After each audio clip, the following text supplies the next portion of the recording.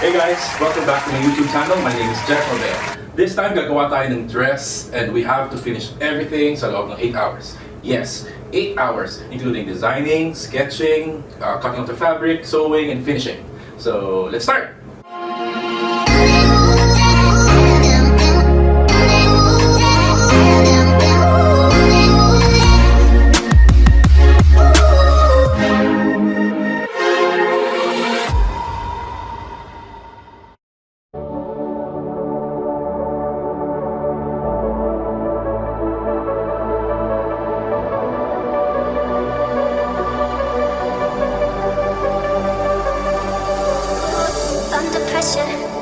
No more time. Can we make a move? Overthinking, you and I. What do we have to lose?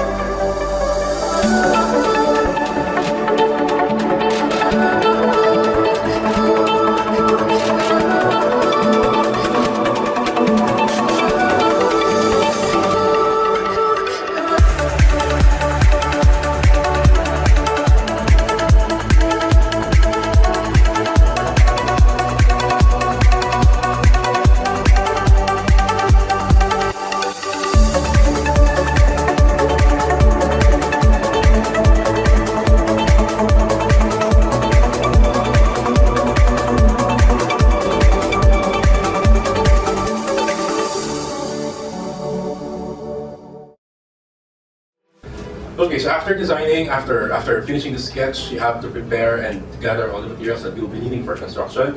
I have here some materials that you'll be needing for the dress. I'm going to show you para alam nyo kung ano yung mga gagamitin ko for the wedding gown. Okay, I usually use white crystals, white Swarovski crystals kasi ayoko yung mga silver polka dots sa damit na on photos and videos.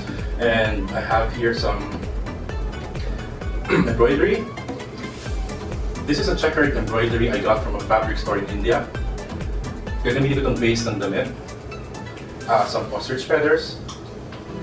And I usually use a skin tone lining. Kaya skin tone kasi I want to enhance the embroidery. Kapag nilagay mo yung embroidery sa damit, I want to showcase the beadwork and the design of the embroidery. Kasi pag skin tone, it's like it's like you're wearing nothing, parang nakapatong lang lace sa katawan, parang ganun. Of course, ivory tool. I don't use white because I don't like using white materials. I usually use ivory. Ivory, this is in the middle of off-white and white. So there you go. We prepared some video clips that we can share para you have an idea of step-by-step procedure how we did this dress in 8 hours. So I hope you enjoyed the video.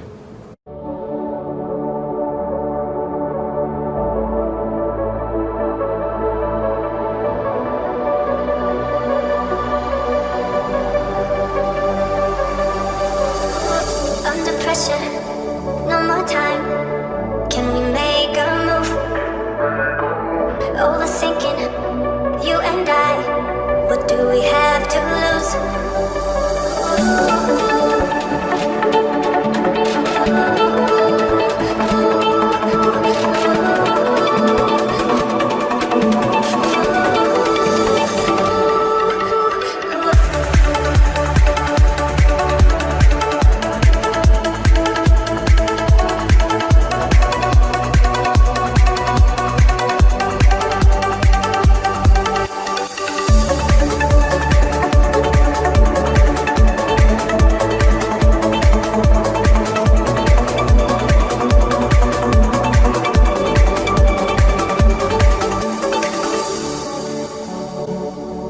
I'm going to show you the material I use for the net para sa mga brides ko, para sa shoulders, sa back, kung backless, para sa sleeves. I use this kind of shade. This is called illusion net. Illusion net is not stretchable. Hindi siya stretchable talaga. So making the sleeves is kind of hard for me kasi kailangan precise, kailangan sakto ang sukat para walang crumpled part. Kasi pangit kung may lukot kasi ang idea niya, if you're gonna use this, is yung embroidery and beadworks and crystals ay natalikad lang sa skin ng tao. So parang walang tela. This is called illusion net. This is a brown shade, parang +2 sa beige. Yan. Kita niyo. I want to discuss some pointers that I usually follow whenever I design a dress. Madalas, I base my design on my client's figure. For example, masyadong malaki ang kanilang hips and they are not that confident to show it. Hindi ako gumagamit ng serpentina or mermaid style of skirts. But most of the time, I base my design on my client's personality. For example, how they talk, if they're very conservative, if they want it very sexy. Sometimes, sometimes I have clients na they want covered lahat pero pagdating sa likod sobrang backless. So maraming points yun.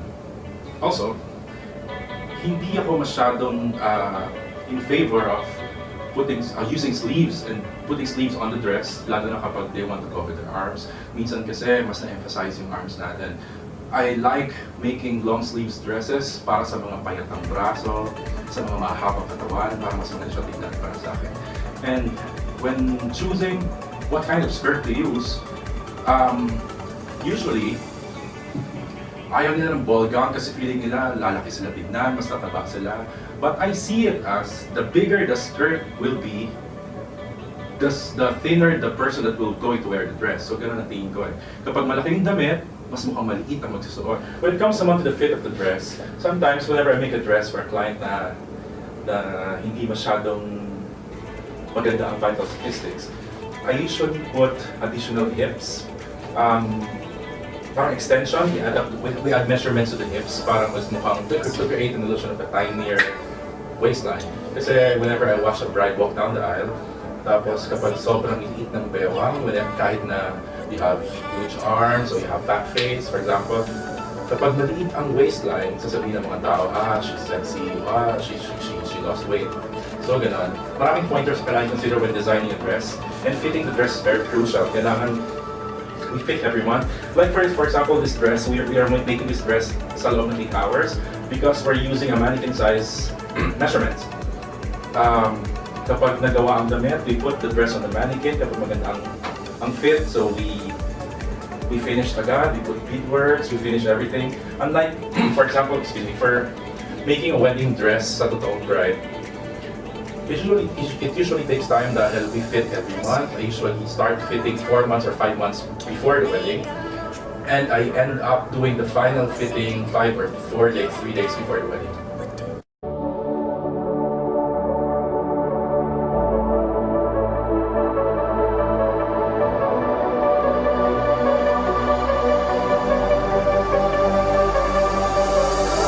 Under pressure, no more time.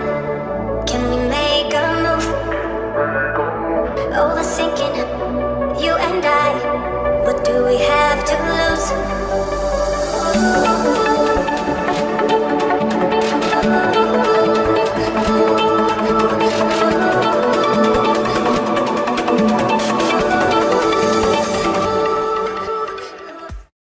Choosing material for a gown is really important, lalo na if the dress requires matigas na tela or malambot, hindi basta kakulay pwede na. It's very important na while designing, it's very important na iniisip mo rin how to construct it, how to turn it into a reality. Minsan kasi ang flowy ng design pero ang gagamitan na tela ay satin or matigas or lining materials, which is not really good to look at.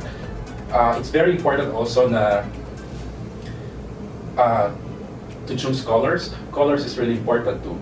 Hindi rin okay sa akin yung putting a lot of colors na parang rainbow na parang multicolor na yung damit. It depends on the design. It's very important that you have control of putting beads on the dress kasi sometimes kala mo pag mas maraming beads, mas maraming crystals ay kala mo sobrang ganda ng damit. But sometimes subtle is also good. Simplicity is very elegant too.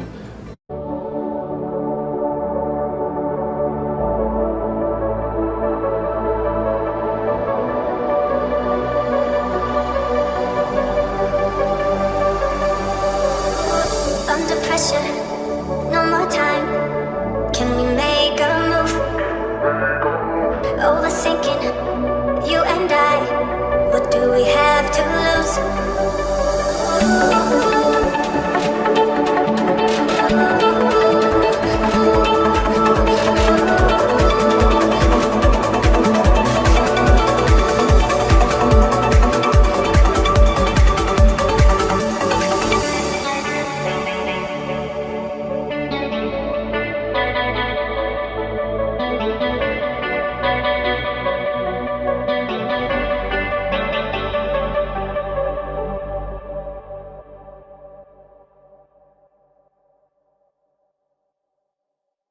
Please don't forget to subscribe to my YouTube channel. It's Jeff Albea. Samahan niyo kami ulit next time as we continue our next fashion journey. Bye!